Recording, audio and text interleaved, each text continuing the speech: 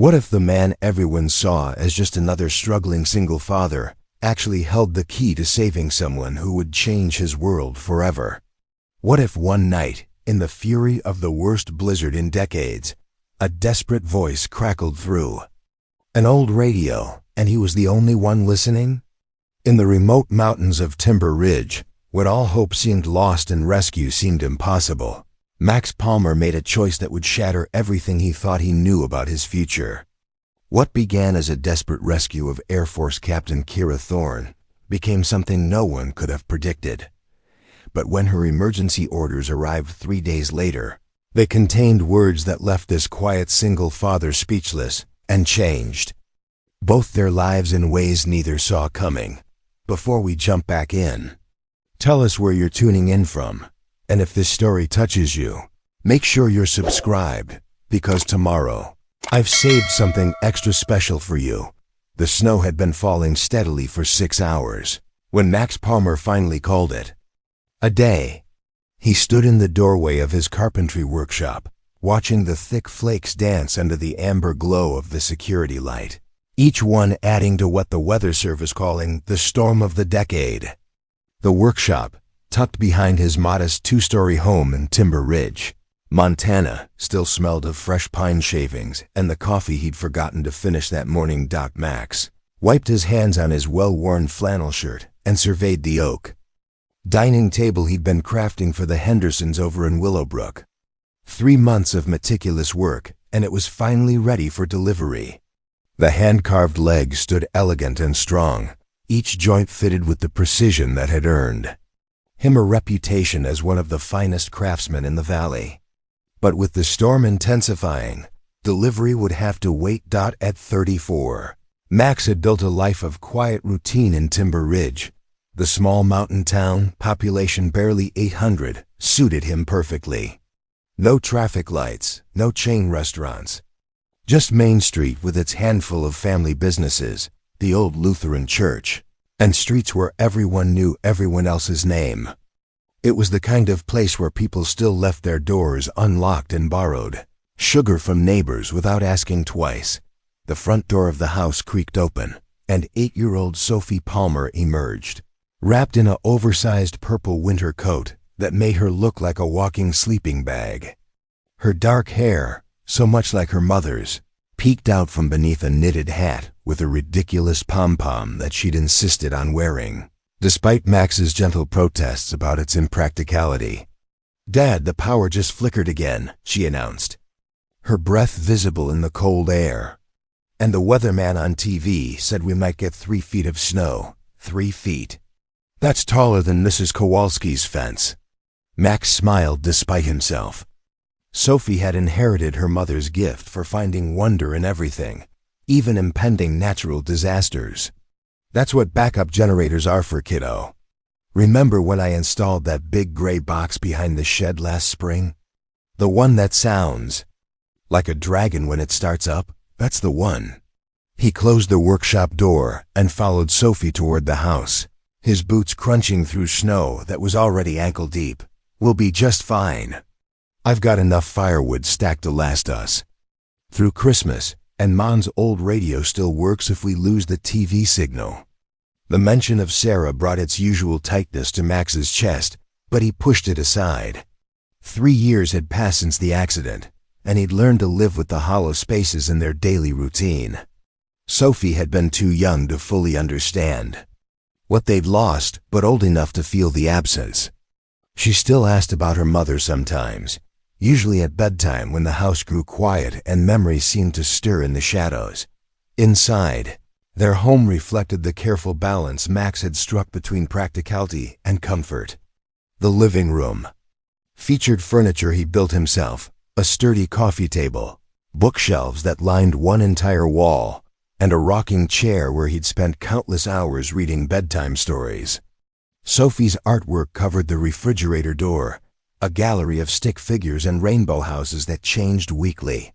The kitchen counter held the remnants of their dinner, mac and cheese from a box, because despite his skills with wood, Max's culinary talents remained stubbornly limited. "Dad, can we build a fort in the living room?"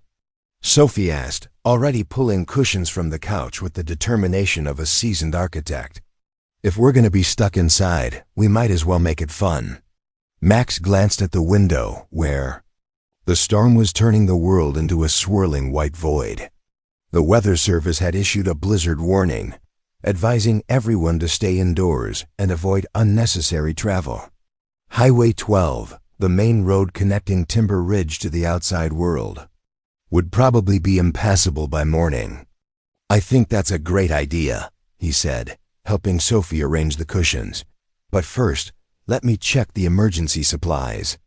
We want to make sure we have everything we need. The truth was, Max had been preparing for storms like this since they'd moved to Timber Ridge. The basement storage room contained enough canned goods, bottled water, and batteries to last them 2 weeks.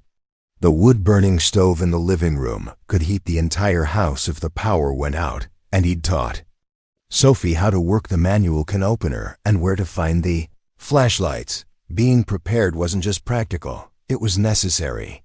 Out here, 40 miles from the nearest city, you couldn't count on help arriving quickly when things went wrong. Max had learned that lesson the hard way, though he rarely allowed himself to think about the details. Some memories were better left buried, like the reason he'd left his job as a contractor in Denver and retreated to this quiet corner of Montana. Sophie's laughter pulled him back to the present. She'd constructed what could generously be called a blanket fort, though it looked more like a textile explosion. Perfect engineering, Max said with mock seriousness. Though I think you might want to reinforce that corner support. I'm not building a real house, Dad. It's a fort. It's supposed to be messy. Max settled into his rocking chair, watching Sophie arrange her stuffed animals inside her creation. The old emergency radio sat on the shelf beside him, its red LED indicating it was charging. He'd bought it from Walters Hardware when they'd first moved here, along with a two-way radio and a satellite phone that he hoped he'd never need to use. The storm outside was growing fierce, wind howling through the eaves of the house and rattling the windows. Max had weathered plenty of Montana winters, but this one felt different, more intense, more purposeful, as if the storm had business to conduct in Timber Ridge. Dad, Sophie's voice was quieter now, almost lost in the sound of the wind. What? If someone gets stuck out there, in the storm? Max looked at his daughter, her dark eyes serious with the kind of concern that made her seem older than her 8 years. The sheriff's department and the volunteer fire department are prepared for emergencies. They have special equipment for situations like this. But what if they can't get through? What if someone needs help and nobody can reach them? The questions hit closer to home than Sophie could know. Max had been the person stuck in a storm once, waiting for help that came too late. He'd also been the person who couldn't reach someone who needed him, despite all his preparations and good intentions. Then we hope someone with the right skills happens to be in the right place at the right time, he said softly. Sometimes, ordinary people do extraordinary things when they have to. Sophie nodded, satisfied with this explanation, and returned to organizing her fort. Max remained in his chair, listening to the storm intensify outside. He had no way of knowing that in just a few hours, his quiet life would be shattered by a voice on the radio. A voice that would force him to become the person he'd once been. The person he'd tried so hard to leave behind. The emergency radio crackled softly on the shelf, its antenna extended, waiting to receive whatever messages the storm might carry through the darkness. At 11:47 p.m., the emergency radio erupted with static so violent it sounded like the storm itself had invaded the living room. Max jolted awake in his chair, where he'd dozed off while watching Sophie sleep peacefully in her blanket fort. The radio's crackling filled the sudden silence that followed a particularly fierce gust of wind. Max reached for the volume dial, adjusting it carefully. The static ebbed and flowed like electronic breathing, punctuated by what sounded like fragments of human voice. He'd heard emergency transmissions before. Lost hikers, stranded motorists, the occasional medical emergency. But this was different. The signal was weak, desperate, cutting in and out as if the speaker was fighting against more than just atmospheric interference. "Mayday, mayday." The voice broke through clearly for just a moment, unmistakably female, strained with exhaustion. And something else Max recognized too well, barely controlled panic. "Aircraft down, repeat. Aircraft down." Max's blood turned to ice water. He turned the volume up higher, his carpenter's hand suddenly unsteady as he fine-tuned the frequency. Sophie stirred in her fort but didn't wake, her breathing steady and peaceful in stark contrast to the chaos spilling from the radio. "Anyone copy? This is Captain Kira Thorne, U.S. Air Force, emergency frequency." The transmission was clearer now, though still fragmented. "Forced landing approximately." Static consumed the words then, coordinates uncertain. "GPS destroyed in impact." Max grabbed a notepad from the side table, his pen hovering over the paper as he strained to catch every word. Aircraft down. That meant someone was alive, at least for now. But in this storm, in terrain as unforgiving as the Montana Rockies, survival was measured in hours, not days. Preparing and narrating this story took us a lot of time, so if you are enjoying it, subscribe to our channel. It means a lot to us. Now back to the story. Hypothermia setting in. The voice was weaker now, as if the speaker was conserving energy. "Survival gear limited, please, if anyone can hear this." The signal faded to nothing but static. Max waited, holding his breath, praying for more information.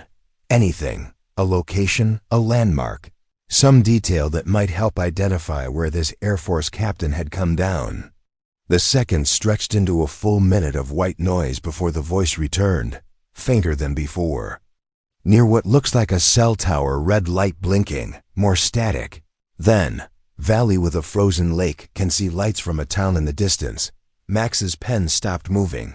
Cell tower. Red light. Valley with a frozen lake. His mind raced through the topography around Timber Ridge. There were 3 cell towers within a reasonable distance, but only one sat above a valley with a lake and a view of town lights. Whitefish Lake, about 12 miles northeast of Timber Ridge, in terrain that was challenging even in good weather. Getting so cold. The voice was barely a whisper now. "Don't know how much longer." Max looked at his watch. Nearly midnight.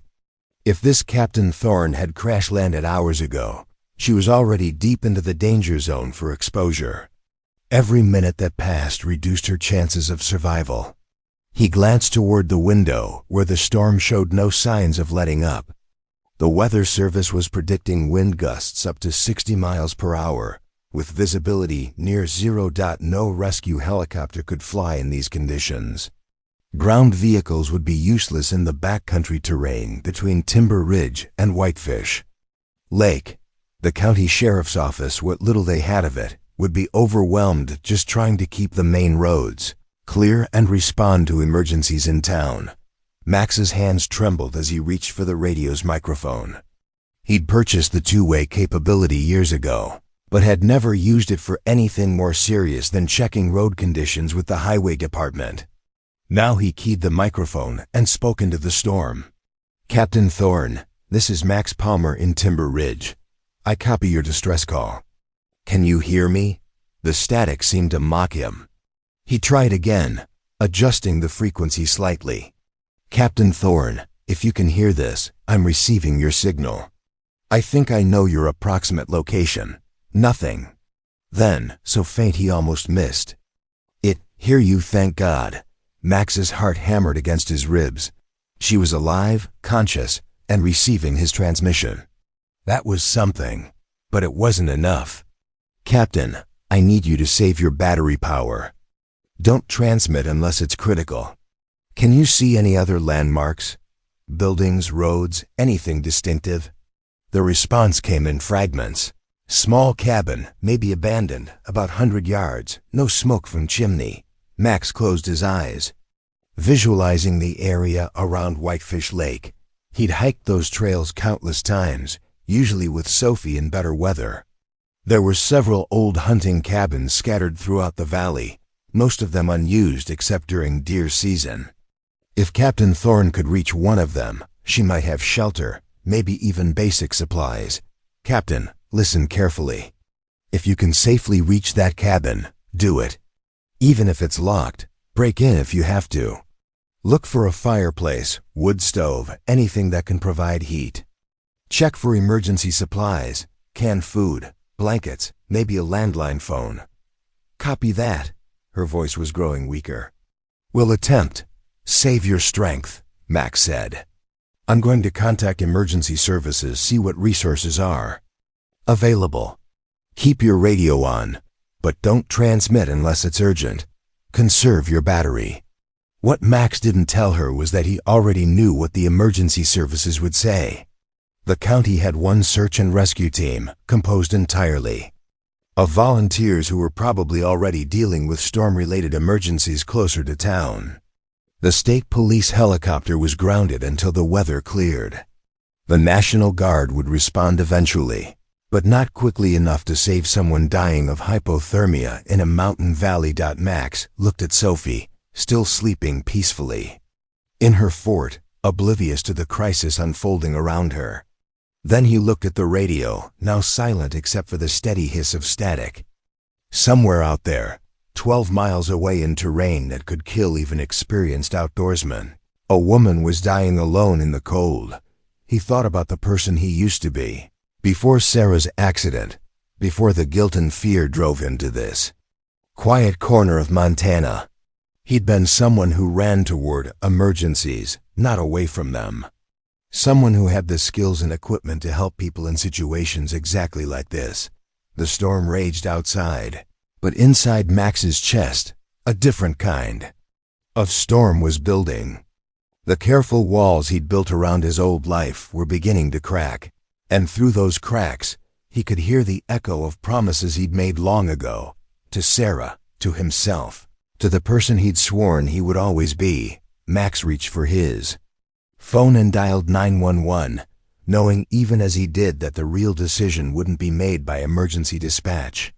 It would be made by him, alone, in the next few minutes. The phone rang once, twice, 3 times before a tired voice answered. 911, what's your emergency? This is Max Palmer in Timber Ridge. I've received a distress call from a downed aircraft. Air Force captain, injured, located near Whitefish Lake. She needs immediate rescue. As he spoke the words, Max realized he was already committed to a course of action that would change everything. The question wasn't whether someone would attempt a rescue. The question was whether he had the courage to be that someone. The 911 dispatcher's response was exactly what Max had expected, but it still hit him like a physical blow. Sir, we've got multiple emergency calls tonight due to the storm. Highway 12 is completely impassable, and we have 3 separate vehicle accidents with people trapped. Our search and rescue team is already deployed, and we can't get aircraft in the air until this weather clears. Max closed his eyes, feeling the familiar weight of helplessness settle over him like a shroud. What's the earliest a rescue team could reach the Whitefish Lake area? Given current conditions, probably not until late morning at the earliest. More likely noon or later, depending on when the storm breaks. Noon. Captain Thorne wouldn't survive until noon. Max had enough experience with hypothermia to know that 12 hours was a death sentence in sub-zero temperatures, especially for someone who was already injured and exhausted. Sir? Are you still there? Yeah, I'm here. I'll monitor the situation and report any changes. Max hung up the phone and stared at it for a long moment, his hands trembling slightly. The smart thing would be to do exactly what he'd told the dispatcher, monitor the situation. Stay safe, keep his daughter warm and protected. Let the professionals handle it when they could, but the smart thing wasn't always the right thing. Max had learned that lesson 3 years ago, on another night when the weather had turned deadly and someone he loved was beyond his reach. He walked to the window and looked out at the storm, but instead of seeing the swirling snow, he saw the Rain-soaked streets of Denver on a March evening that had changed everything. Sarah had been driving home from her book club meeting when the flash flood hit. The creek that ran parallel to Riverside Drive had overflowed its banks, turning the usually safe residential street into a raging torrent. Max had been 40 miles away, leading a technical rescue training session for Jefferson County Search and Rescue Team. He'd been teaching other volunteers how to navigate rope systems and confined spaces, how to reach people in impossible situations. The irony wasn't lost on him while he was teaching others to save lives, the most important. Life in his world was slipping away. Sarah's car had been swept off the road and pinned against a concrete bridge abutment. The water was rising fast and she was trapped, conscious but unable to escape. She'd managed to call 911, then him, her voice strangely calm as she described her situation. "I'm okay for now," she'd said. "The water's not too high yet." "But Max, I'm scared. I can't get the door open, and the windows won't break." Max had abandoned his training session immediately, speeding through the rain-slicked streets of Denver while coordinating with emergency services on his radio. He'd known every member of the rescue team responding to Sarah's accident, had trained most of them personally. They were good people, skilled professionals who would do everything possible to save her, but they'd arrived 6 minutes too late. The water had risen faster than anyone had predicted, and by the time the rescue team reached Sarah's car, she was gone. The same skills Max had spent years perfecting, the same techniques he'd taught countless others, couldn't save the person who mattered most. Max had quit search and rescue that night. He'd sold his house in Denver, packed up baby Sophie, and moved to Timber Ridge, where the only person he'd be responsible for saving was his daughter. He'd convinced himself that he was being practical, that Sophie needed a father who would be there for her, not one who was constantly running off to risk his life for strangers. But the truth was simpler and more painful. Max had lost his nerve. The man who had once rappelled down cliff faces to reach injured hikers, who had crawled through collapsed buildings to find survivors, who had never met a dangerous situation he wouldn't tackle head-on. That man had died with Sarah in the floodwaters. The emergency radio crackled, pulling Max back to the present. Captain Thorne's voice was barely audible now, weakened by cold and exhaustion. "Made it to the cabin," she whispered. No heat source door was locked, but broke. A window. Max keyed the microphone. "Captain, that's good. You're out of the wind. Look around for blankets, sleeping bags, anything that can help you retain body heat. Check the kitchen for food, and see if there's any kind of stove or fireplace. So cold," she replied. Hands not working right hard to hold the radio. Max's chest tightened.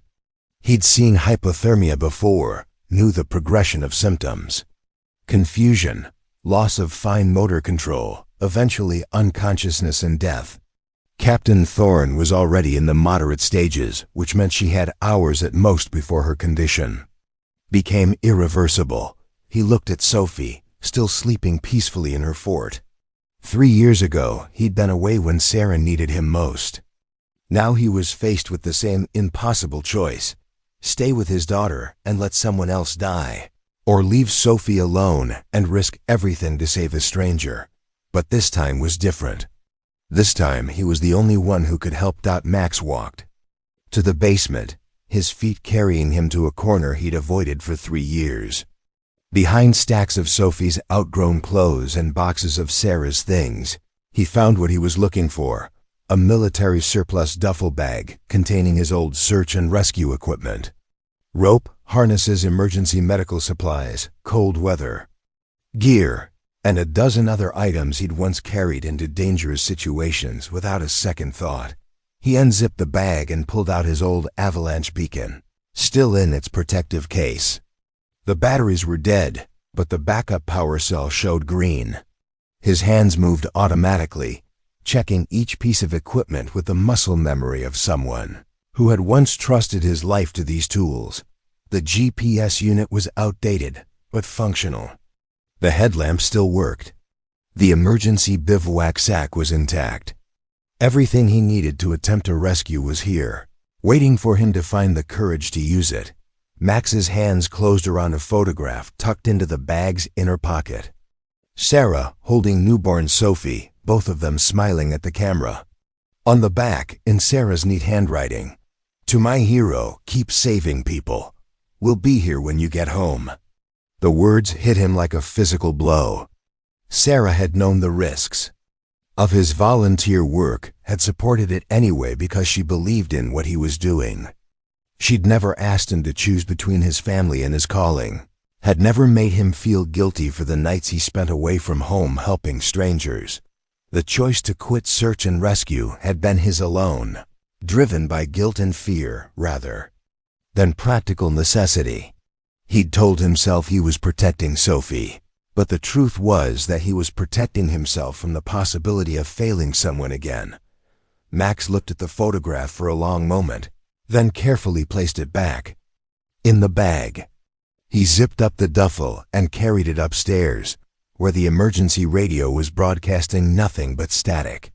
Captain Thorne's situation was deteriorating, and in a few hours, it would be too late to save her. Max had spent 3 years running from the person he used to be. Now, with a woman's life hanging in the balance and his daughter sleeping nearby, he had to decide, was he still the man Sarah had called her hero, or had that man died with her in the flood? The storm raged outside, but inside Max's chest, different kind of storm was building. The careful walls he'd built around his old life were beginning to crack, and through those cracks, he could hear the echo of promises he'd made long ago, to Sarah, to himself, to the person he'd sworn he would always be. He had a choice to make, and he had to make it now. Max stood in his living room, holding the photograph of Sarah and Sophie, when the emergency radio crackled one final time. Captain Thorne's voice was barely audible, a whisper so faint he had to strain to hear it. "Can't feel my hands anymore," she breathed. "Radio dying. If anyone can hear this, tell my sister. Elena in Portland, tell her I'm sorry I missed her wedding." The transmission cut to static, then silence. Max waited, adjusting the frequency, trying every channel, but Captain Thorne's radio had finally given out. She was alone now, 12 miles away in a freezing cabin, with no way to call for help and no way to know if anyone was coming. Max looked at the photograph one more time, then carefully placed it on the mantel next to a picture of Sophie on her first day of school. He walked to Sophie's blanket fort and knelt beside her sleeping form. In the soft glow of the emergency lantern, she looked impossibly small and vulnerable, her dark hair spread across the pillow like spilled ink. "Sophie," he whispered, gently shaking her shoulder. "Sweetheart, wake up. I need to talk to you." Sophie's eyes fluttered open, confused and sleepy. "Dad, what's wrong? Is the power out?" "No, baby. The power's fine. Listen to me carefully, okay? I need to go help someone who's in trouble. A lady who got hurt in the storm." Sophie sat up, suddenly more alert. "Help someone? But it's still storming. Outside. You said we should stay inside where it's safe." Max's heart clenched. How could he explain to an 8-year-old that sometimes staying safe meant letting someone die? How could he make her understand that the choice he was making wasn't about abandoning her, but about becoming the person she needed him to be? "You're right. It is dangerous out there," he said, sitting cross-legged beside her fort. "But sometimes when someone's life is in danger, we have to take risks to help them. Do you remember what I told you about your mom? About how she helped people even when it was hard?" Sophie nodded solemnly. She was a nurse. She helped sick people get better. "That's right. And she taught me that when we have the skills to help someone, we have a responsibility to use them. There's a lady out there who's very cold and very scared, and I might be the only person who can reach her in time." Sophie's eyes widened. "Are you going to save her like a superhero?" Max managed a small smile. "I'm not a superhero, kiddo. I'm just a dad who used to help people before you were born." But I'm going to try my best to bring her home safely. What about me? I can't come with you in the storm. No, you can't, but I'm going to call Mrs. Chun next door. She's probably awake anyway with all this wind, and she'll come stay with you until I get back. Sophie considered this, her young mind working through the implications. Mrs. Chun makes terrible hot chocolate. She uses water instead of milk. I know. But she tells good stories, and she'll keep you safe while I'm gone. Promise you'll come back? The question hit Max like a physical blow. He thought of Sarah, who had kissed him goodbye on the morning of her book club meeting, never imagining it would be their last conversation. He thought of all the promises that couldn't be kept, all the certainties that turned out to be illusions. I promise I'll do everything I can to come back to you, he said carefully. But Sophie, if something happens to me, you need to know that Mrs. Chun will take care of you, and your Aunt Lucy will come from Seattle. You'll never be alone, okay? Sophie nodded, her eyes serious. Are you scared? Max paused, considering whether to lie. But Sophie deserved honesty, even if it was frightening. Yeah, I'm scared. But sometimes we have to do things that scare us, because they're the right thing to do. Like when I had to get my shots at the doctor? Exactly like that. Sophie threw her arms around his neck, hugging him tightly. I love you, Dad. Go save the lady. Max held her close, breathing in the scent of her strawberry shampoo and the lingering sweetness of bedtime stories. This might be the last time he held his daughter, the last time he felt her small arms around his neck. But somehow that possibility no longer paralyzed him. It clarified everything. He was Sophie's father, and being her father meant being someone worth looking up to. Someone who ran toward danger when others needed help. Someone who kept his promises, even when keeping them required everything he had. Max called Mrs. Chun, who answered on the first ring and agreed to come over immediately. While he waited, he methodically prepared his equipment. The old search and rescue gear felt familiar in his hands, like greeting an old friend after years of absence. He checked the battery levels on his headlamp and GPS unit, packed emergency food and water, and filled his thermos with coffee that would help him stay alert during the long night ahead. From his closet, he pulled out gear he hadn't worn in 3 years. Insulated boots rated for sub-zero temperatures, a mountaineering jacket that had kept him warm on countless rescue missions, waterproof gloves that still had grip despite their age. As he dressed, Max felt something shifting inside him. A transformation that went deeper than just putting on old clothes. He was becoming himself again. Mrs. Chun arrived within 15 minutes, her gray hair protected by a rain bonnet and her arms full of knitting supplies. This is foolish, Max, she said without preamble. You have a daughter to think about. I'm thinking about her, Max replied, shouldering his pack. I'm thinking about the kind of man I want her to remember me as. Mrs. Chun studied his face for a long moment, then nodded slowly. Your Sarah would be proud, she said quietly. She always said you were a hero, even when you couldn't see it yourself. Max felt tears prick his eyes. Take care of Sophie. If I'm not back by morning, you'll be back, Mrs. Chun interrupted firmly. Both of you will be back. I'll make real hot chocolate for everyone when you get home. Max kissed Sophie goodbye one more time, then stepped out into the storm. The wind hit him like a physical force, trying to drive him back toward the safety of his home. But he leaned into it, adjusting his pack and pulling his hood tight against the stinging snow. His truck was buried under 6 inches of snow, but the engine turned over on the second try.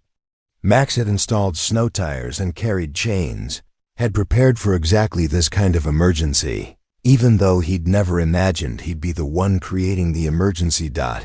As he drove slowly through the abandoned streets of Timber Ridge, Max thought about the route to Whitefish Lake.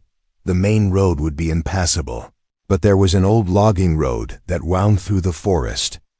Steep and dangerous, but potentially navigable with the right vehicle and enough determination. He thought about Captain Thorne, alone in a freezing cabin, her radio silent and her hopes fading. He thought about Sarah, who had faced her final moments with the same calm courage that had defined her entire life. He thought about Sophie, sleeping peacefully under Mrs. Chun's watchful eye, trusting that her father would come home safely. Max Palmer had spent 3 years running from the person he used to be. Tonight, in the fury of the worst storm in decades, he was running toward that person as fast as he could. The man Sarah had loved, the man Sophie needed him to be, the man who had once sworn to help others no matter the cost. The point of no return came when he turned off the main highway onto the narrow logging road. Behind him, the warm lights of Timber Ridge disappeared into the swirling snow. Ahead lay 12 miles of treacherous terrain, a dying woman, and a reckoning with the person he'd tried so hard to leave behind. Max pressed the accelerator and drove into the storm, carrying with him the desperate hope that 3 years of running away had finally taught him how to run toward something worth saving. The logging road disappeared beneath Max's truck within the first 2 miles. What had been a narrow but navigable track became a series of snow-filled ruts and fallen branches that tested every skill he'd learned during his years of backcountry rescues. The truck's headlights carved a weak tunnel through the driving snow, illuminating a world that seemed determined to swallow him whole. Max engaged the 4-wheel drive and dropped into low gear, feeling the vehicle strain against the deepening snow. The GPS unit on his dashboard showed his position as a slow-moving dot crawling across a vast expanse of white, still 8 miles from Whitefish Lake. At this rate, it would take him another hour to reach the area where Captain Thorne had crash-landed if he could reach it at all. A massive pine tree blocked the road ahead, its trunk easily 3 feet in diameter. Max stopped the truck and stepped out into the storm, immediately feeling the wind try to knock him sideways. The tree had fallen recently, probably within the last hour, its branches still green and flexible. There was no way around it, and no way to move it without heavy equipment, but Max had spent years dealing with obstacles like this. He returned to the truck and pulled out his chainsaw, a tool he'd carried on dozens of rescue missions. The engine fired up on the 3rd pull, its angry buzz almost lost in the wind. Working by headlamp, Max cut through the trunk in sections, each piece heavy enough to require all his strength to drag clear of the road. By the time he'd cleared a path, 30 precious minutes had passed. Max was sweating inside his cold weather gear, his muscles already fatigued from the physical effort. But he was making progress, moving closer to someone who was counting on him to reach her in time. The next 4 miles were a nightmare of switchbacks and washouts. Twice, the truck's rear wheels spun uselessly in hidden ice, forcing Max to get out and put chains on the tires.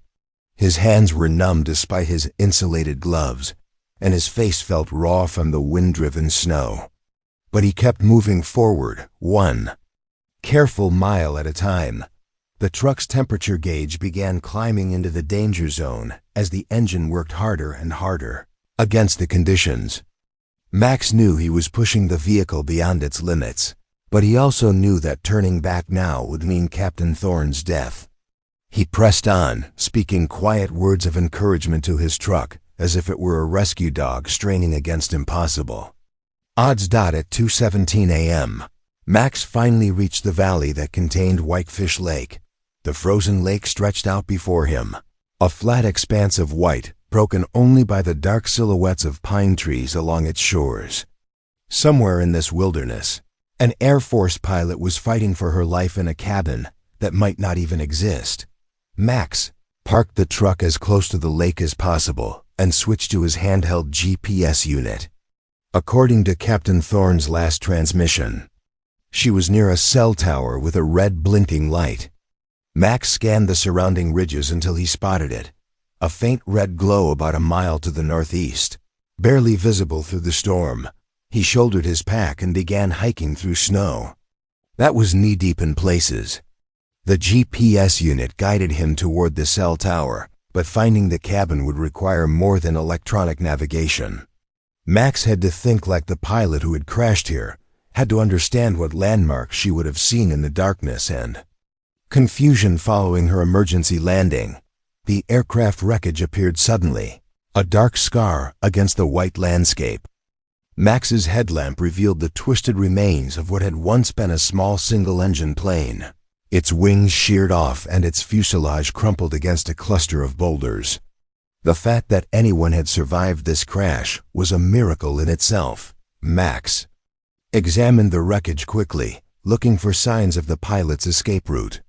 He found a trail of disturbed snow leading away from the crash site, punctuated by what looked like blood drops already being covered by fresh snowfall. The trail led toward a stand of pine trees about 100 yards away. The cabin materialized out of the storm like something from a nightmare. It was smaller than Max had expected, little more than a hunting shack with a metal roof and walls of weathered logs. One of the windows had been broken, and a faint yellow glow leaked through the opening. The light from Captain Thorne's emergency flashlight. Max approached the cabin cautiously, announcing himself before he reached the door. "Captain Thorne, this is Max Palmer. I'm here to help you."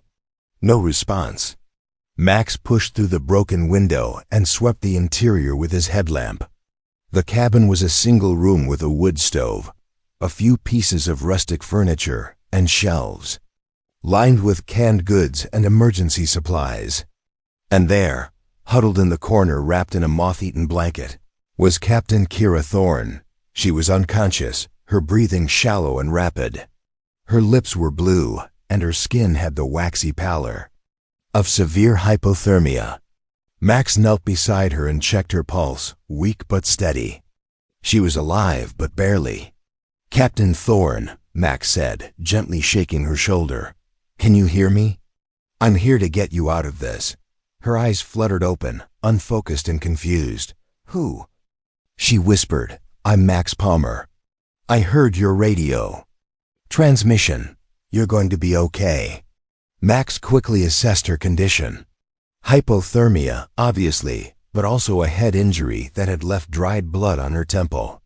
Her left arm was cradled against her chest, possibly broken. She needed immediate medical attention, but more importantly, she needed to get warm. Max's training kicked in automatically.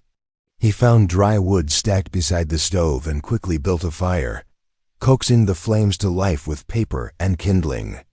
The cabin began to warm almost immediately, and Captain Thorne's breathing became slightly less labored. "I need to get you out of these wet clothes," Max said, pulling emergency blankets from his pack. "I'm going to preserve your dignity as much as possible, but your survival depends on getting warm." Working quickly but carefully, Max helped Captain Thorne out of her flight suit and into dry thermal underwear from his emergency kit. He wrapped her in space blankets and positioned her near the fire, then began heating water on the wood stove. "What's your name?" Max asked, trying to keep her conscious. "Kira," she managed. "Captain Kira Thorne." "How long have you been here, Kira?" "Don't know. Hours. Radio died. Thought I was going to ... She didn't finish the sentence. Max prepared a warm drink from his supplies, something with sugar and electrolytes that would help her body begin to recover. "You're not going to die. Not on my watch." But even as he spoke the words, Max knew that getting Captain Thorne warm was only the first challenge. The storm was still raging outside, and the trek back to his truck would be treacherous, even for someone in perfect health. Captain Thorne was injured, weak, and barely conscious. Moving her in these conditions could kill her just as surely as leaving her in the cabin. Max looked at his watch. 3:45 a.m. He'd been away from Sophie for over 3 hours, and the most dangerous part of the rescue was still ahead of him. He thought about his daughter, safely asleep under Mrs. Chun's care, and about the promise he'd made to come home, but he also thought about the woman sitting beside him, an Air Force pilot who had served her country and deserved to see another sunrise. The same instinct that had driven him to become a search and rescue volunteer years ago, the same calling that had made Sarah fall in love with him, was fully awakened now. Max Palmer had found Captain Kira Thorne. Now he had to find a way to get them both home alive. Outside, the storm raged on, indifferent to the drama playing out in the small cabin. But inside, warmed by fire and human determination, two strangers began the delicate process of survival, one careful decision at a time. Max spent the next hour carefully monitoring Captain Thorne's condition while formulating a plan that wouldn't kill them both. The cabin's warmth had brought some color back to her face, and her breathing had steadied, but she was still weak and disoriented. Moving her through the storm would be dangerous, but staying in the cabin until the weather cleared wasn't an option. She needed medical attention that Max couldn't provide. "Kira," Max said gently, kneeling beside her. "I need you to stay awake and talk to me. Can you tell me about your injuries?" She blinked slowly, focusing on his face with visible effort. "Head hit something during the crash. Left arm, I think. It's broken, and I can't feel my toes." Max examined her more thoroughly, his emergency medical training guiding his assessment. The head injury didn't appear to be severe, no signs of concussion beyond the initial confusion.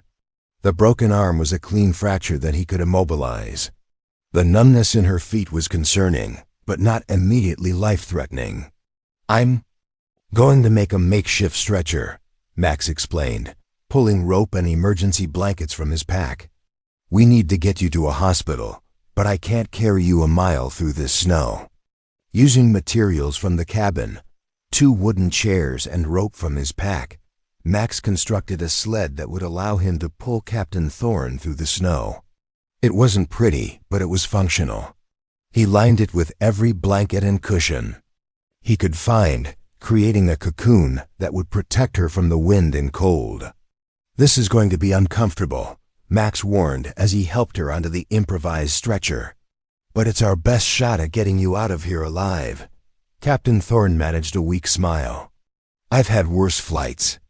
The journey back to the truck was a test of endurance that pushed Max beyond anything he'd experienced in his years of search and rescue. The sled moved easily enough across the snow, but controlling it on the uneven terrain required constant attention. Every bump and depression threatened to upset the delicate balance, and Max had to move slowly enough to avoid jarring Captain Thorne's injuries while still making progress through the storm. The wind seemed to fight them every step of the way. Max's headlamp created a narrow tunnel of visibility, but beyond that circle of light, the world was a swirling chaos of snow and shadows.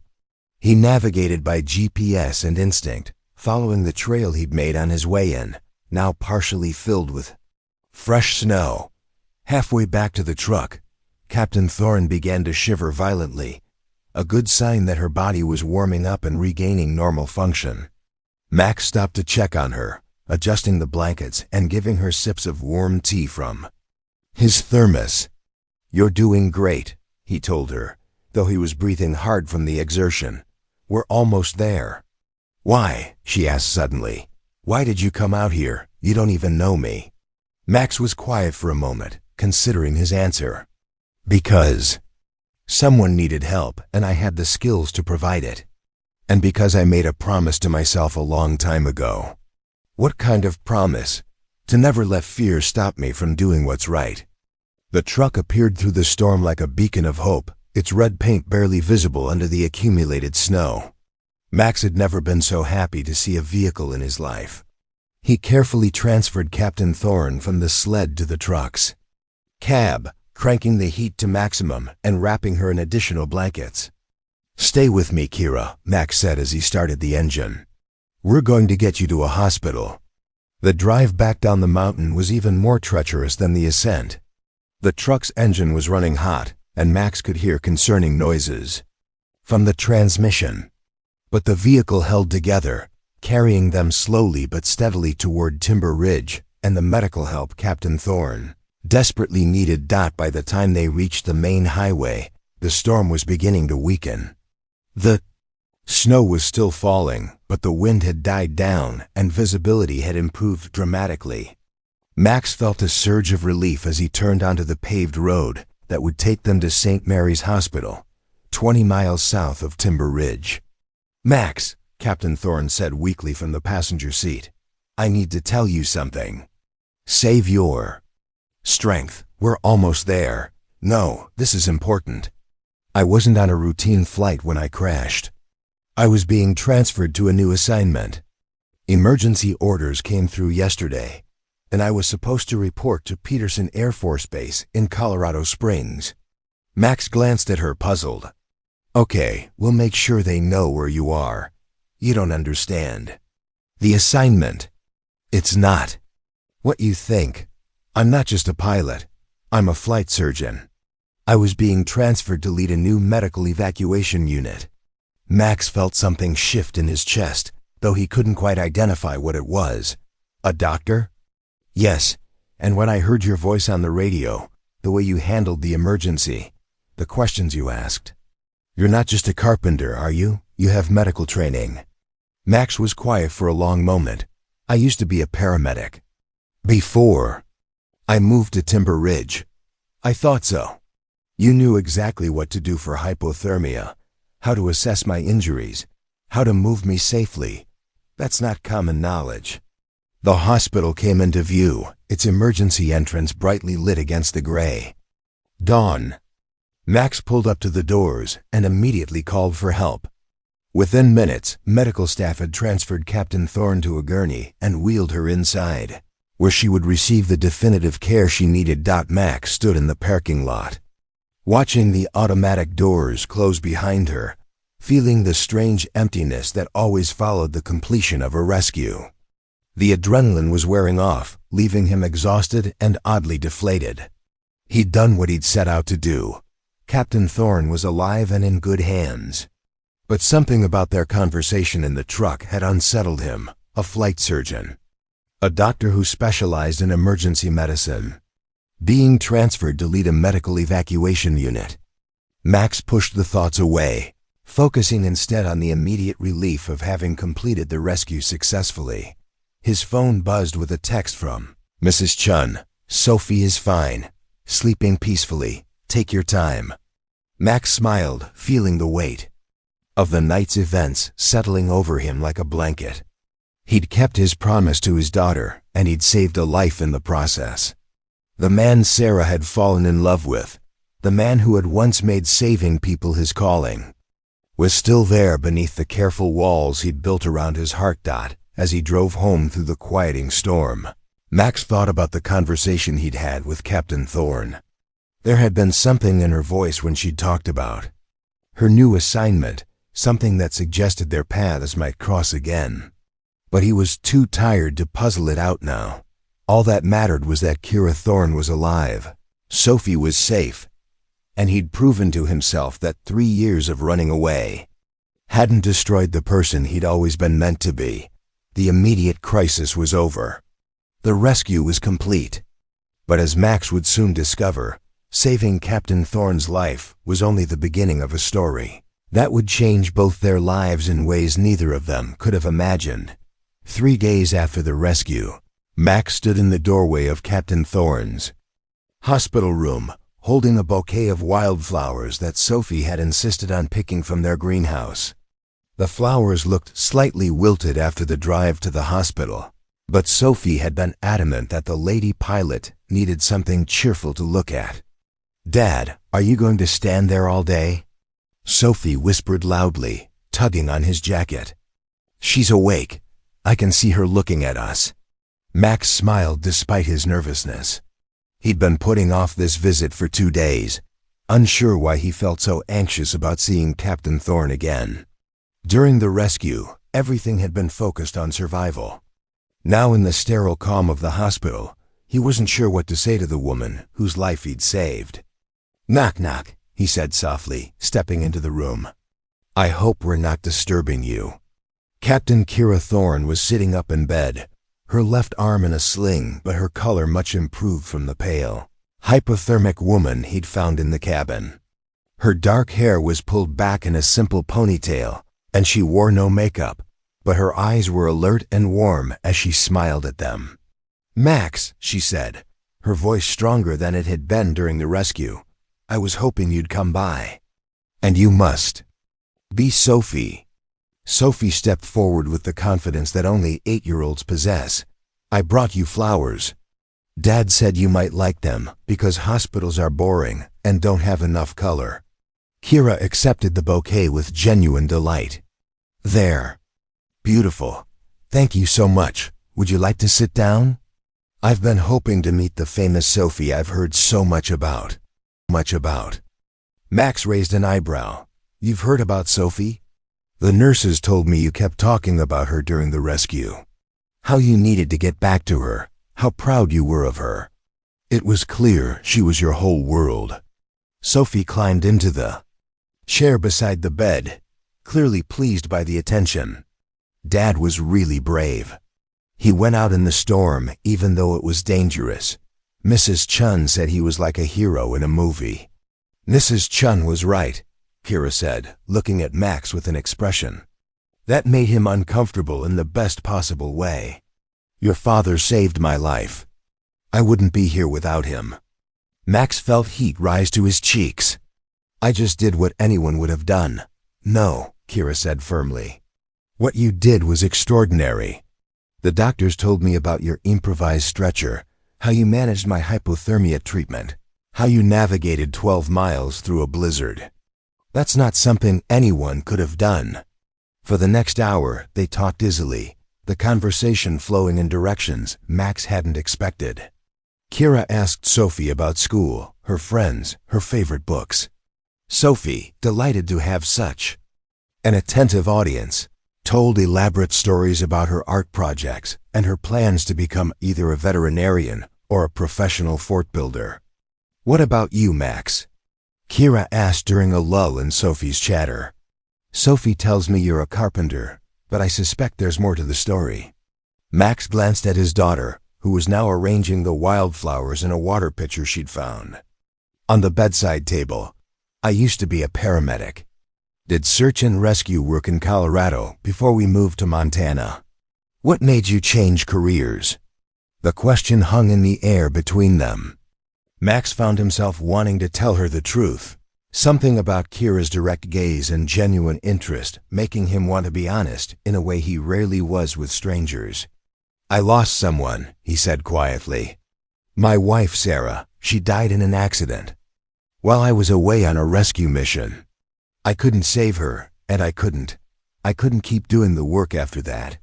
Kira's expression softened. "I'm sorry. That must have been devastating." "It was. But the other night, when I heard your voice on the radio, I remembered why I used to do that work, why it mattered. And now?"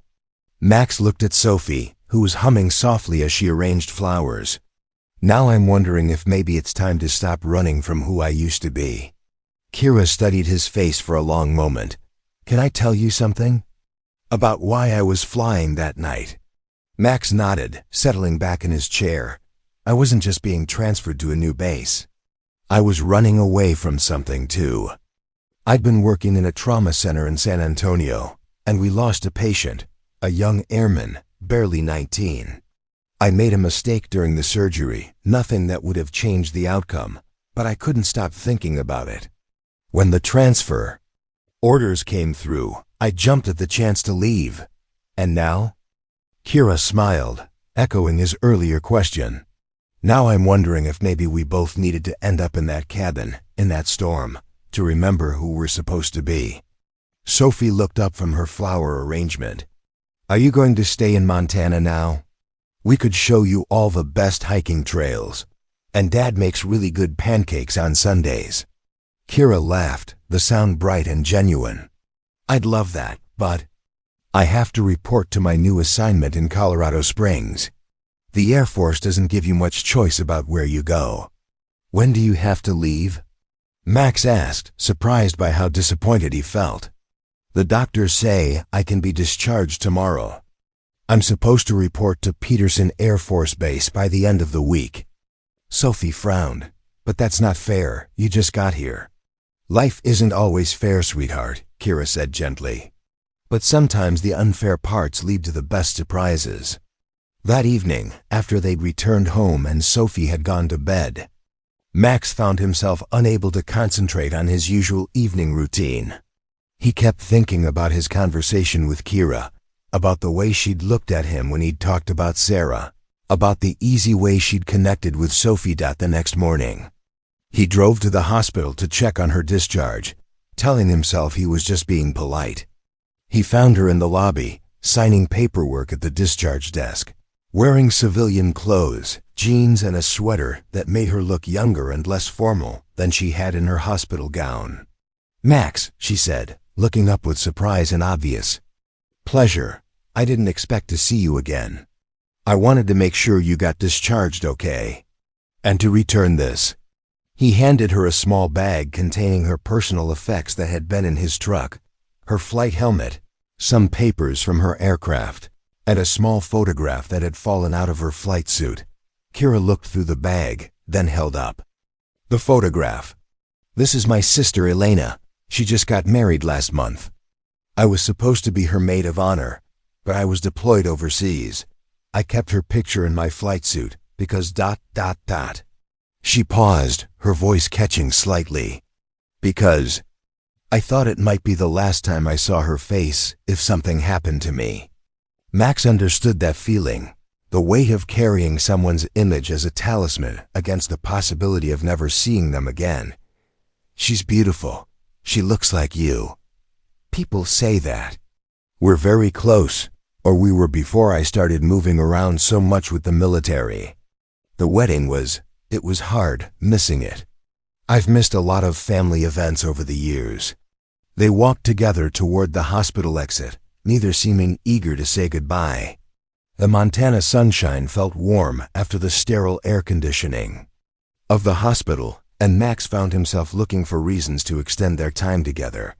"Have you eaten breakfast?" he asked. "There's a good diner in town. Nothing fancy, but they make decent coffee." Kira checked her watch. "I don't have to catch my flight until this afternoon. Breakfast sounds perfect."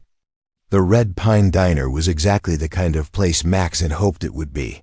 Comfortable, unpretentious, with red vinyl booths and waitresses who called everyone hun.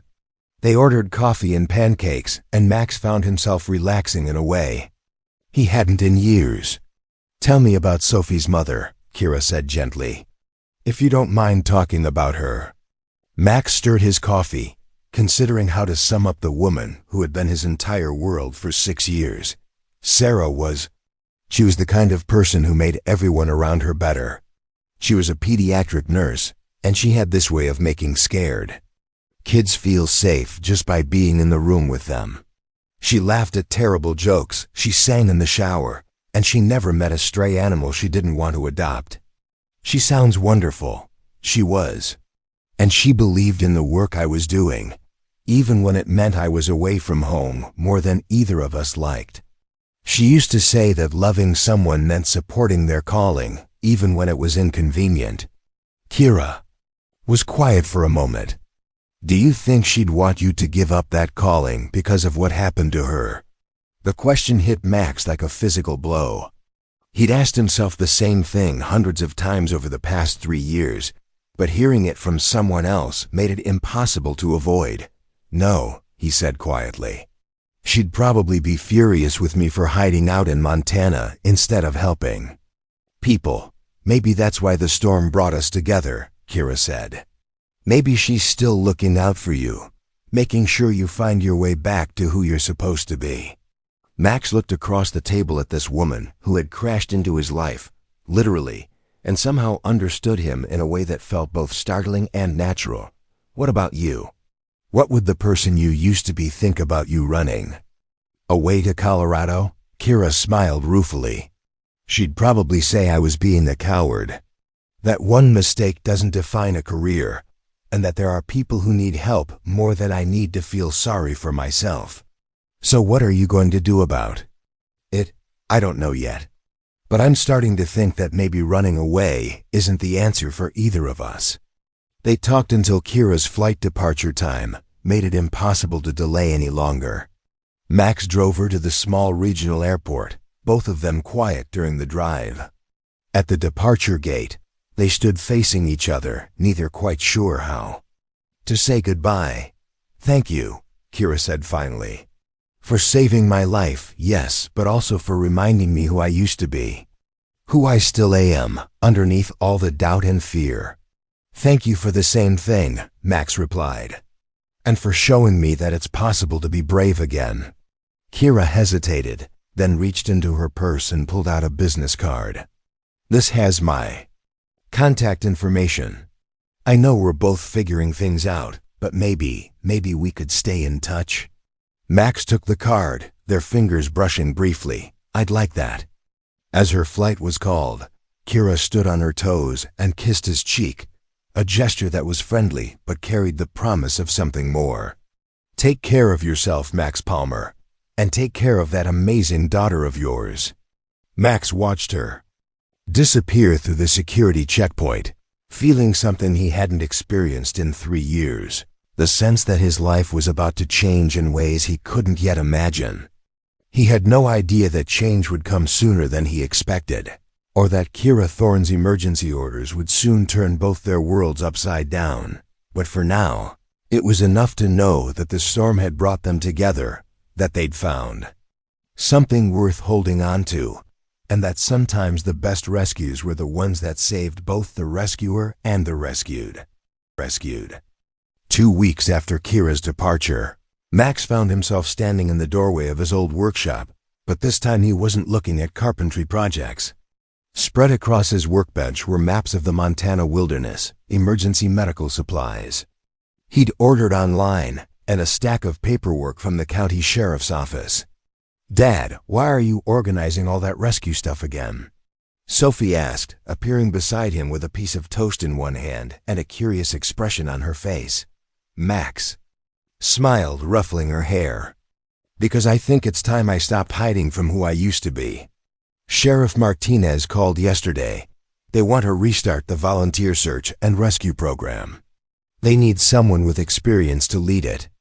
"Does that mean you're going to help people again, like you helped the pilot lady?" "Yes, sweetheart. It means I'm going to help people again." Sophie considered this for a moment, then nodded approvingly. "Good. Mom would have liked that." The simple statement hit Max squarely in the chest. In the past 2 weeks, he'd been thinking a lot about Sarah, about what she would want for him and Sophie. The conversations with Kira had awakened something in him, not just the desire to help others, but the understanding that honoring Sarah's memory meant living fully, not hiding from life. He'd been exchanging emails with Kira almost daily since she'd left Montana. Their correspondence had started with simple updates.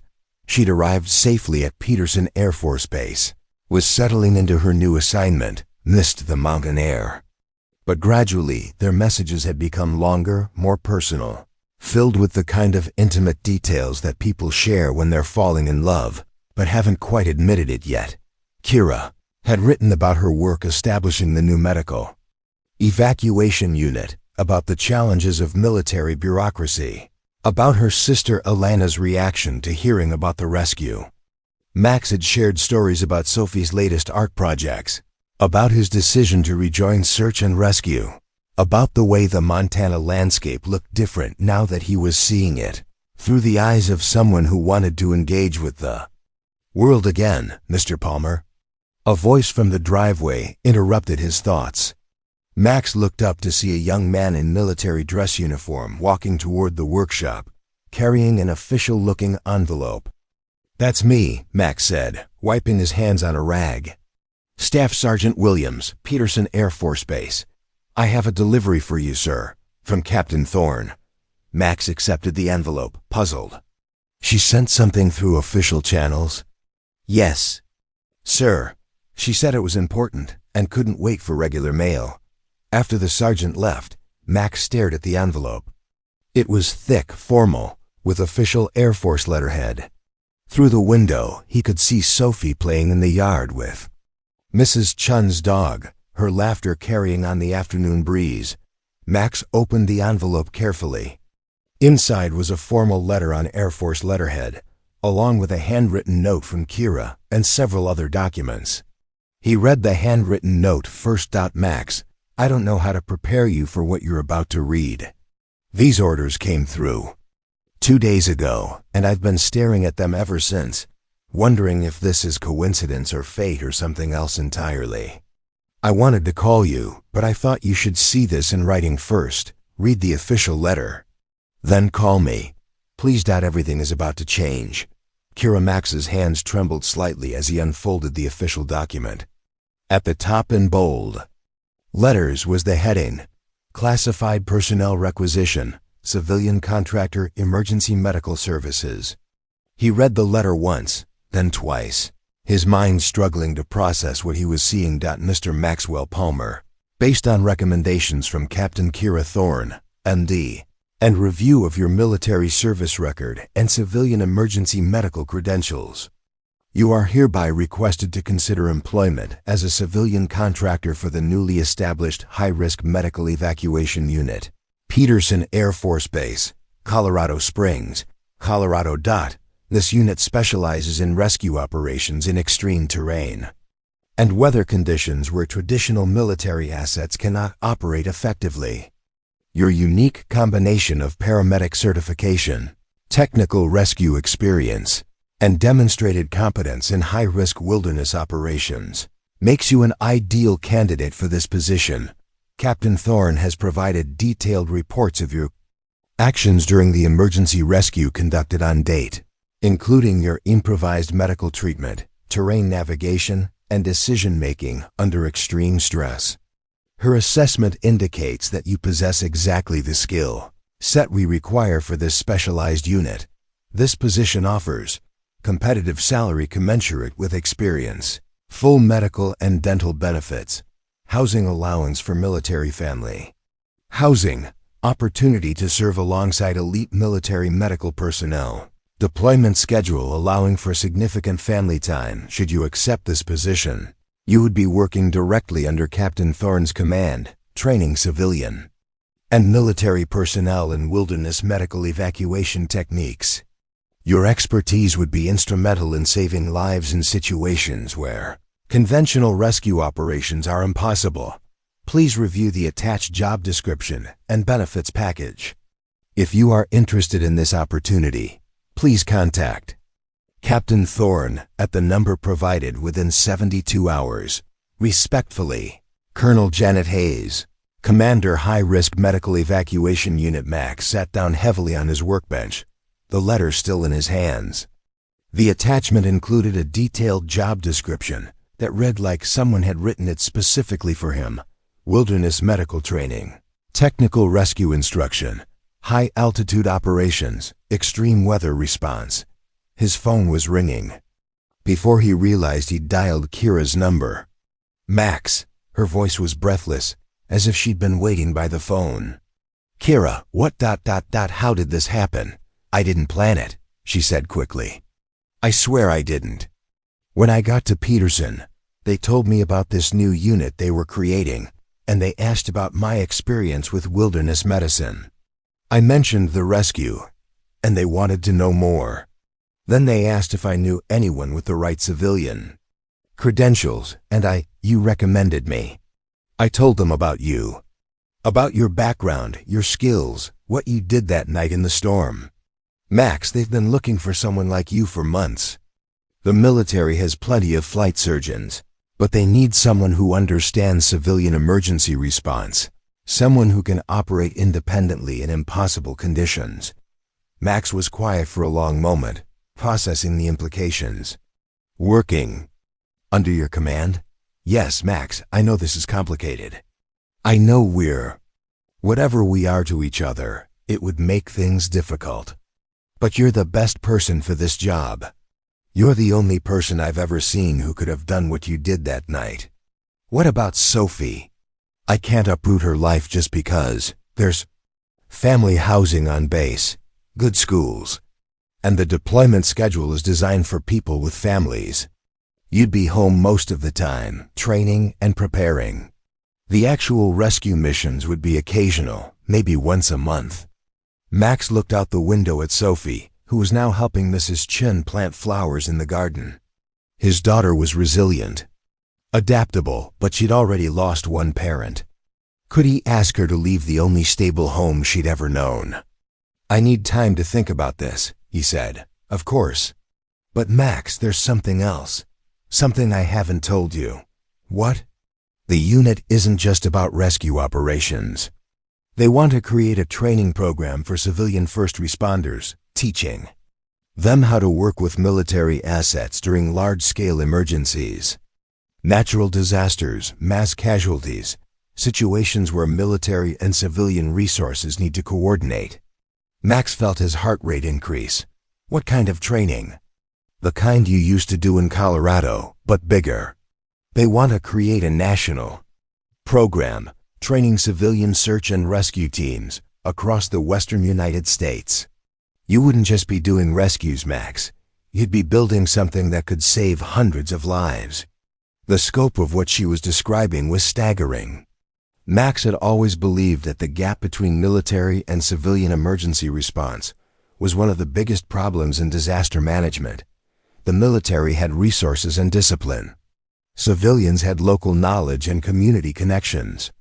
A program that bridged that gap could revolutionize emergency response. "Who else knows about this position?" he asked. "Right now, just the people who need to know. Colonel Hayes, me, and a few others. But Max, they're not going to wait long.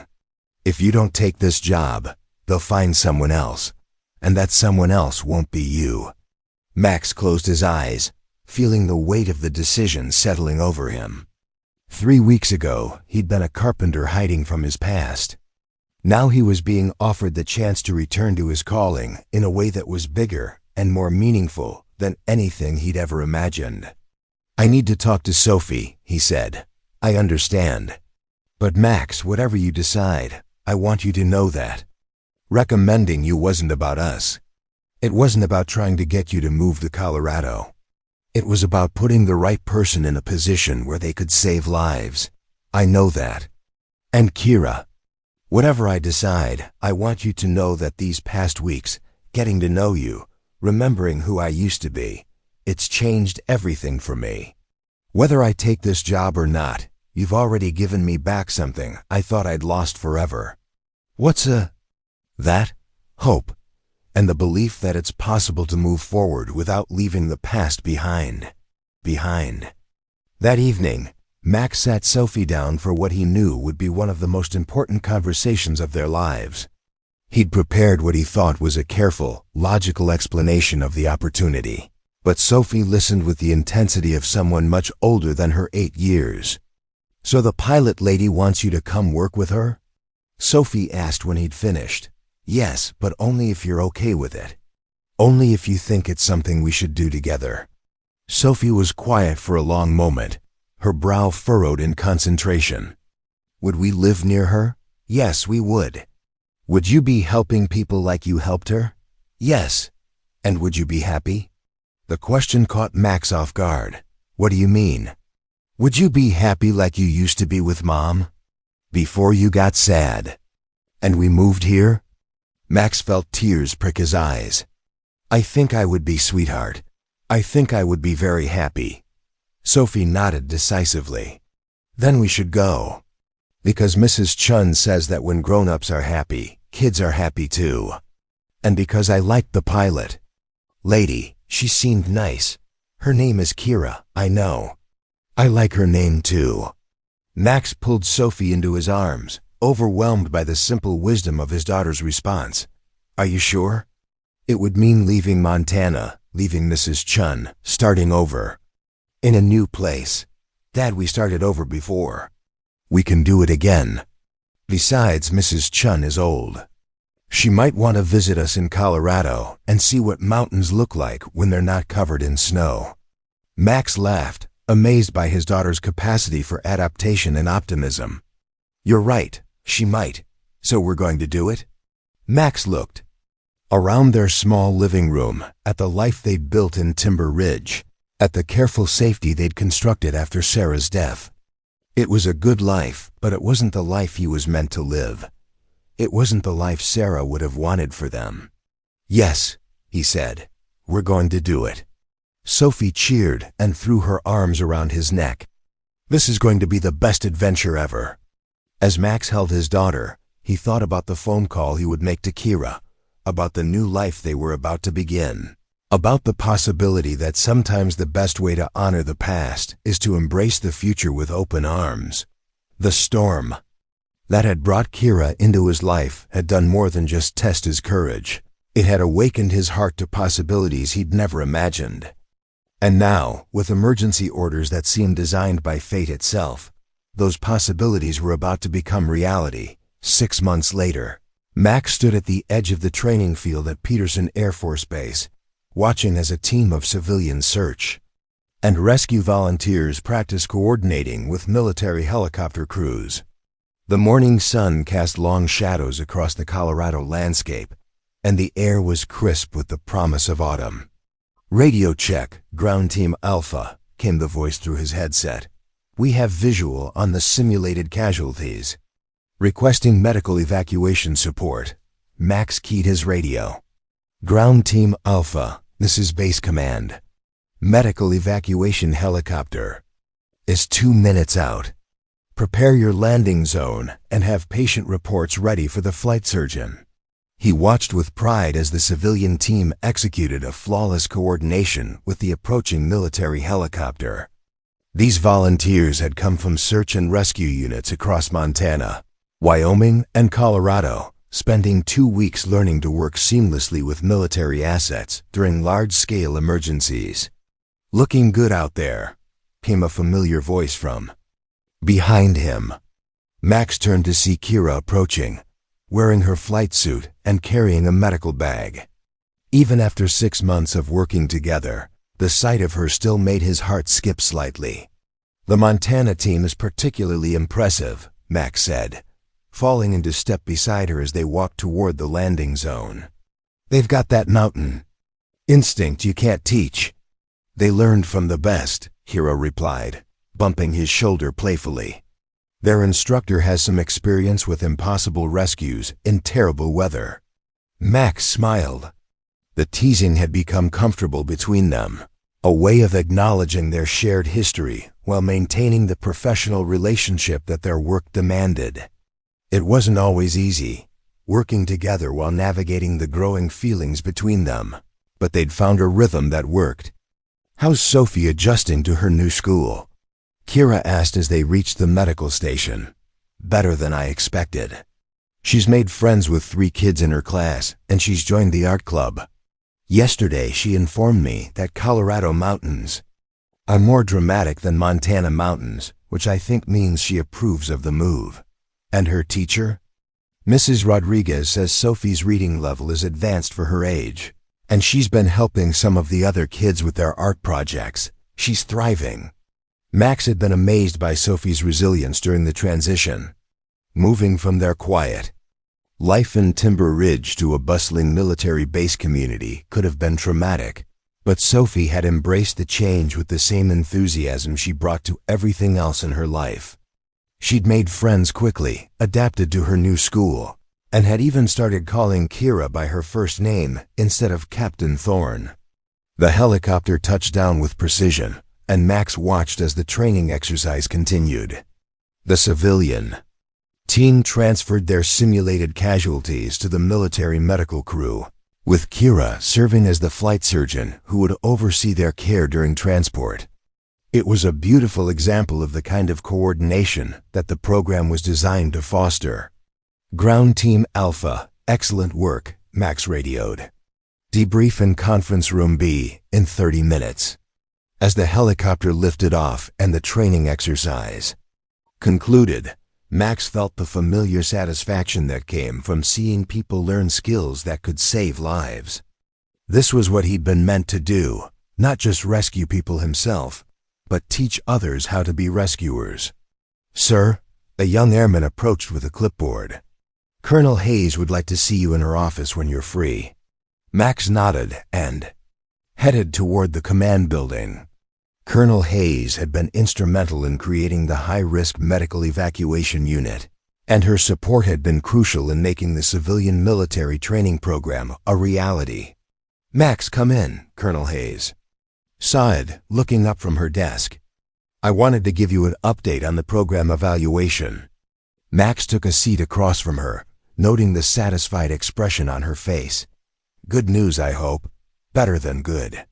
The preliminary results from the program assessment are exceptional.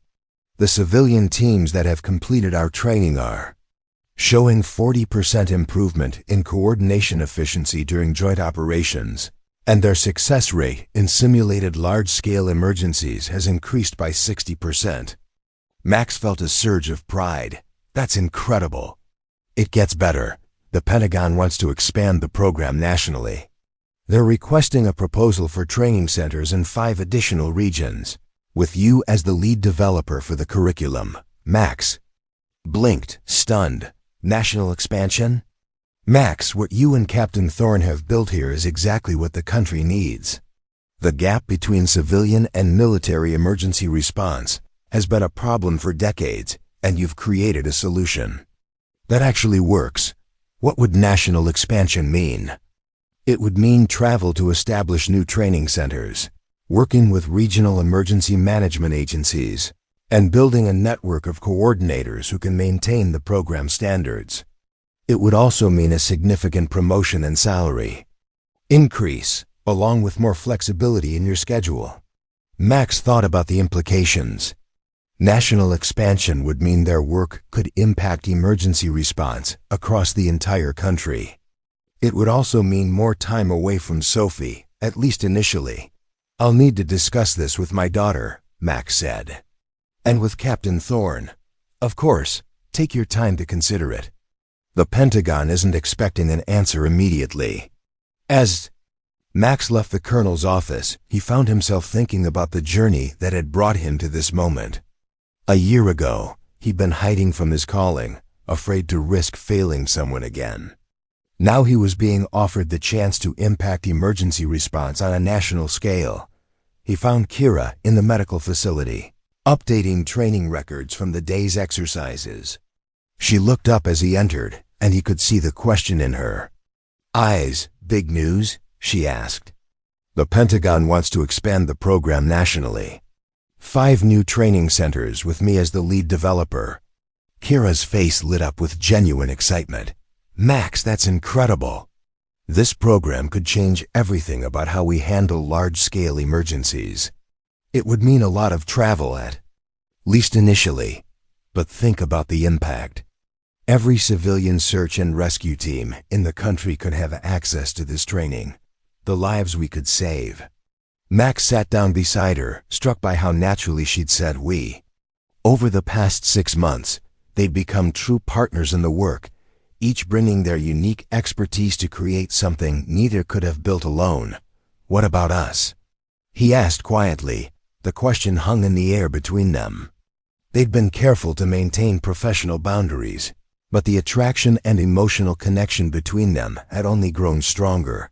They'd shared dinners, Sophie's soccer games, quiet conversations about their hopes and fears, but they'd never officially acknowledged what was developing between them.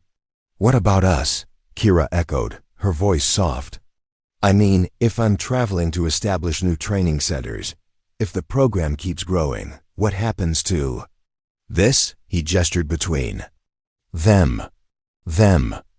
Kira was quiet for a moment, then reached out and took his hand. "Max, I care about you. I care about Sophie. But I also care about the work we're doing together. We're building something that matters, something that could save thousands of lives. And I think we're strong enough to figure out the personal stuff as we go. I think what we have is worth fighting for, whether that's the program or ... double quotes." She paused, then smiled. "Or whatever this is between us." Max squeezed her hand. "I think so too." That evening, Max sat with Sophie in their small on-base apartment, explaining the opportunity for national expansion. She listened with the same serious attention she'd given to their conversation about moving to Colorado. So you'd be traveling to different places, teaching people how to save other people? Sophie asked. Yes, but I'd be home most of the time.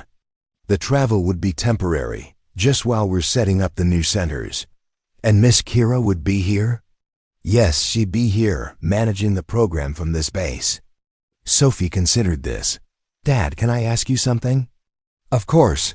Do you love Miss Kira? The question caught Max off guard. Sophie, that's complicated. No, it's not. Do you love her? Max looked at his daughter, struck by her directness. Yes, I think I do. Does she love you? I don't know. I hope so. Sophie nodded matter-of-factly. She does. I can tell by the way she looks at you when you're not looking at her, and by the way she always asks about me when she calls. Max smiled at his daughter's perceptiveness. You're very observant. I'm not dumb, Dad. I know when grown-ups like each other. So are you going to marry her? Sophie, we haven't even talked about, but you want to, right? Max paused, considering his answer. Yes, I think I do. But these things take time, sweetheart. People need to figure things out. Well, maybe you should figure it out faster. Because I like her, and I think she'd be a good mom.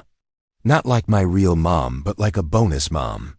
Max felt his eyes fill with tears. A bonus mom? Yeah, someone who loves you and loves me and makes pancakes almost as good as you do. Does Kira make pancakes? I don't know yet, but I'm pretty sure she could learn. Max laughed, amazed once again by his daughter's wisdom and resilience. You know what, Sophie? I think you're right about a lot of things. I know I am. So you're going to take the job? Yes, I think I am. Good, because helping people is what you do best, and now you get to teach other people how to help people too. It's like ... like making helpers out of helpers. Max hugged his daughter tightly. That's exactly what it is. Later that night, after Sophie had gone to bed, Max called Kira.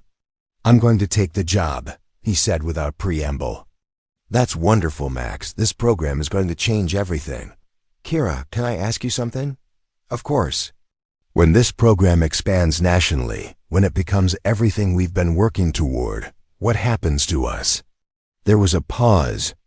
Then Kira's voice came through the phone, warm and certain. I think we figure it out together. I think we build something beautiful, both professionally and personally. And I think we do it one day at a time, just like we've been doing.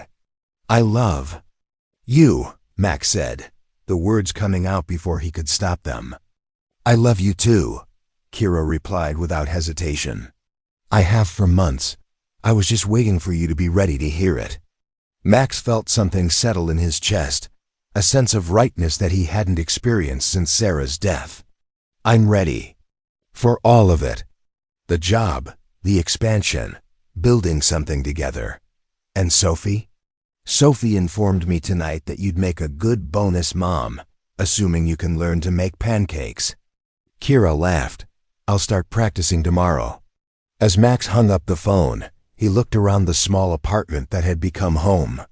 In 6 months, they'd built something extraordinary together, a training program that was changing emergency response, a relationship that was healing both their hearts, and a future that honored the past while embracing new possibilities. The storm that had brought them together had taught them both that sometimes the most beautiful things grow from the most difficult circumstances. And now, with a national program to build and a life to share, they were ready to weather whatever storms lay ahead, together. 2 years later, Max stood at the podium of the National Emergency Management Conference in Washington, D.C., looking out at an audience of over 500 emergency responders, military personnel, and government officials. The PowerPoint slide behind him showed statistics that still amazed him. The National Civilian Military Emergency Response Program had trained over 2,000 volunteers across 12 states, with documented success rates that exceeded all initial projections. When we started this program, Max began, his voice carrying easily through the auditorium, we had a simple goal: to bridge the gap between civilian and military emergency response. What we discovered was something much more profound, that the most effective rescues happen when people with different skills and perspectives work together toward a common purpose. In the third row, he could see Kira sitting with Sophie, both of them wearing proud smiles. Sophie, now 10 years old, had grown into a confident, articulate young woman who spoke fluent military base and could navigate the complexities of their blended family with remarkable grace. The program has documented over 400 successful rescue operations in the past 18 months, Max continued, clicking to the next slide. But the real success isn't in the numbers. It's in the transformation of how we think about emergency response, how we think about community, and how we think about the responsibility we have to help each other. Max paused, looking down at his notes, then decided to set them aside. I want to tell you a story about a night 2.5 years ago when everything I thought I knew about courage, about calling, and about second chances was proven wrong. He told them about the storm, about the voice on the radio, about the choice between safety and service.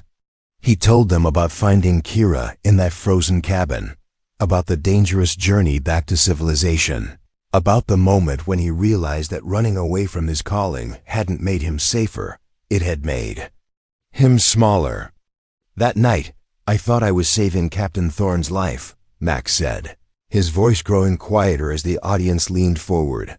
What I discovered was that she was saving mine. In the audience, Kira wiped away a tear. She'd heard Max tell this story dozens of times during training presentations, but it never failed to move her. Beside her, Sophie reached over and squeezed her hand, a gesture that had become natural over the past 2 years. The National Civilian Military Emergency Response Program exists because of that night, Max continued. Not because of the rescue itself, but because of what the rescue taught us about the power of ordinary people to do extraordinary things when they stop running from who they're meant to be. The presentation concluded to thunderous applause. Max answered questions from the audience, discussed funding for program expansion, and participated in a panel about the future of emergency response. But his mind was already on the evening ahead, dinner with his family, followed by a quiet celebration of another milestone in their remarkable journey. Later that evening, Max, Kira, and Sophie sat on the back porch of their home in Colorado Springs, watching the sunset behind the mountains. The house was larger than their apartment on base, with a workshop for Max's woodworking projects and a garden where Kira had discovered an unexpected talent for growing vegetables.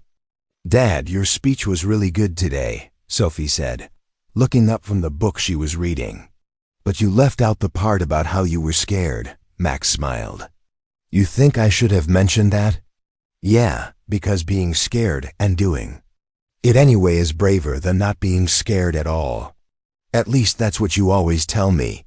Kira laughed. "She's got you there." "Your daughter is very wise," Max said, pulling Kira closer on the porch swing they'd installed last spring. "Our daughter," Kira corrected gently. The adoption had been finalized 6 months ago, just a week after their wedding. Sophie had been the one to suggest it, asking Kira if she wanted to be her real bonus mom instead of just a practice bonus mom. The legal ceremony had been simple, but the emotional weight of it had been profound. 3 people who had found each other in the storm, officially becoming a family. "I got an email from Sheriff Martinez in Timber Ridge today," Max said. "Their new search and rescue coordinator graduated from our training program last month. He said they've had 3 successful operations since then, including a winter rescue. That probably wouldn't have been possible without the coordination protocols we developed." "That's incredible," Kira said. "It's like ripples spreading out from that first storm." "Speaking of storms," Sophie said, looking up at the evening sky, "is it supposed to rain tonight?" Max checked his phone. "Actually, yes. There's a storm system moving in from the west. Nothing like the blizzard that brought us all together. But we might get some thunder and lightning." "Good," Sophie said matter-of-factly. "I like storms now." They remind me that good things can come from scary things." As if summoned by her words, the first rumble of thunder echoed across the valley. Max felt Kira's hand slip into his, and he thought about the chain of events that had brought them to this moment. A crashed airplane, a desperate radio call, a choice between safety and service, all of it leading to a life he couldn't have imagined 3 years ago. "Max," Kira said softly, "do you ever wonder what would have happened if you hadn't heard my radio call that night?" Max considered the question. "I think about it sometimes. But I've come to believe that some things are meant to happen. Maybe. Not the crash itself, but the rescue, our meeting, all of this." "You think it was fate?" "I think it was a lot of things. Fate, maybe. But also choice, training, courage, the willingness to risk everything for something that matters." Sophie looked up from her book. "I think it was Mom." Max and Kira turned to her, surprised. Sophie rarely talked about Sarah anymore, not because she'd forgotten her, but because she'd found a way to carry her memory that didn't hurt. "What do you mean, sweetheart?" Max asked. "I think Mom sent the storm to bring Kira to us. Because she knew we needed her, and she needed us. That's what moms do. They take care of their families, even when they can't be there." Max felt tears spring to his eyes. "I think you might be right." "I know I'm right," Sophie said with the confidence of someone who had figured out something important about how the world worked. "Besides, Kira makes really good pancakes now." "Almost as good as yours, almost," Kira protested, laughing. "Dad still makes better pancakes," Sophie said diplomatically. "But you make better hot chocolate." As the storm moved closer, they moved inside to watch the lightning through the living room windows. The walls were covered with photos from their life together, Max and Kira at various training exercises, Sophie at her school art show, the three of them at their wedding, group photos from the national conference. But the photo that held the place of honor on the mantle was one that had been taken during their first joint training exercise. Max and Kira stood beside a rescue helicopter, both of them wearing flight suits and serious expressions. Between them was Sophie, grinning broadly, and wearing a junior flight suit that Kira had gotten specially made for her. "I have an announcement," Kira said as they settled on the couch to watch the storm. "I got a call from the Pentagon today. They want to expand the program internationally.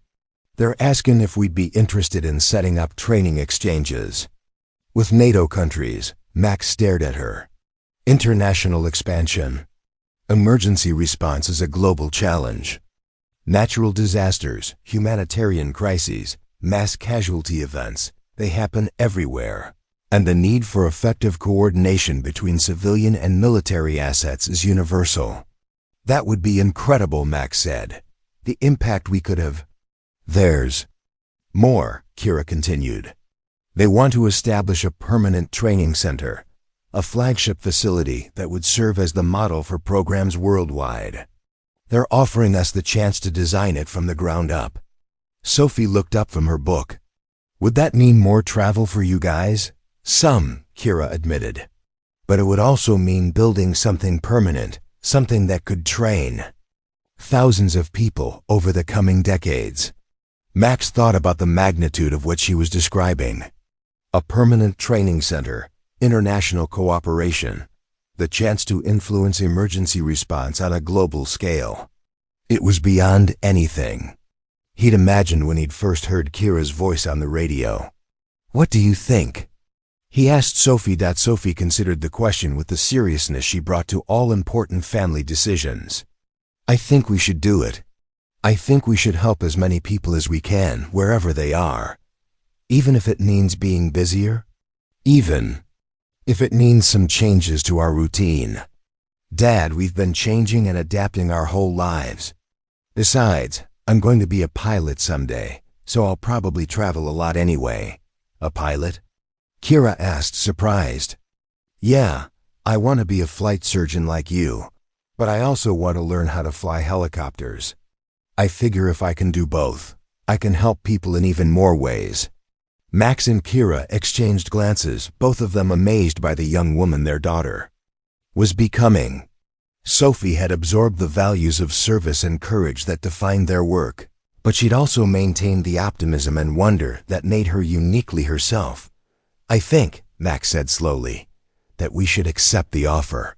"All of us together? All of us?" Kira asked. "Sophie's right.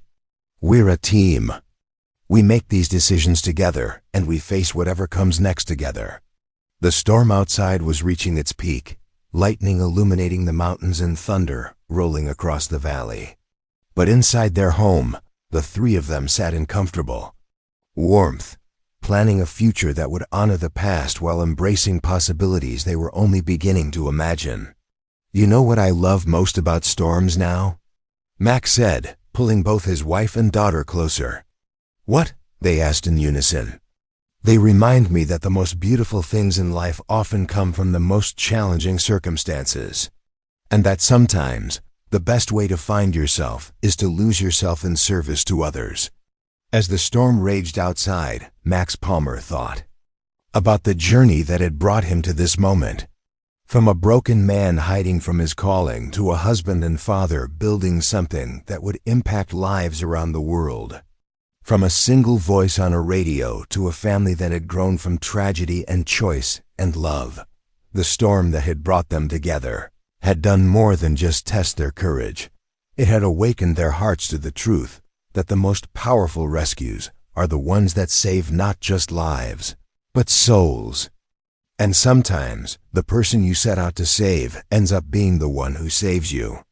Outside, the storm began to quiet, but inside their home, Max Palmer and his family were just beginning to dream about the lives they would touch, the rescues they would make possible, and the legacy they would build together. One storm, one rescue, one brave choice at a time. Up next, you've got two more standout stories right on your screen. If this one hit the mark, you won't want to pass these up. Just click and check them out. And don't forget to subscribe and turn on the notification bell so you don't miss any upload from us.